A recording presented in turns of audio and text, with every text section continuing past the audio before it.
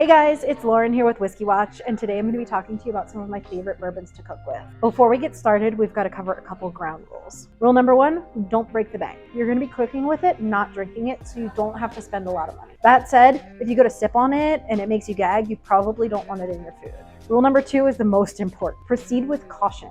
Alcohol is extremely flammable, so if you pour a bunch of bourbon into a hot pan on top of an open flame, you're gonna get a fireball. Go slow, use small amounts, and if possible, remove your pan from the heat before you add the bourbon. And moving on to my favorite bourbons to cook with, Four Roses is probably my all-time favorite, especially if you can find the yellow label. It's super affordable, and I like to drink it on its own or in Manhattan, so I usually have a bottle in the house anyway. Jim Beam, Old Granddad, I'd also add Evan Williams and Wild Turkey to this list. All really easy to find, all affordable, all good enough to drink on their own and in cocktails, and all great for cooking with. I will say that I don't like to cook with flavored bourbons. The alcohol boils off and you end up with kind of an artificial flavor in your food. I do, however, look to flavored bourbons for inspiration. A peach bourbon sauce or bourbon apple pie is awesome. So if you're thinking about flavored bourbons, maybe look to it as inspiration for your next meal, but use a plain bourbon and fresh fruit.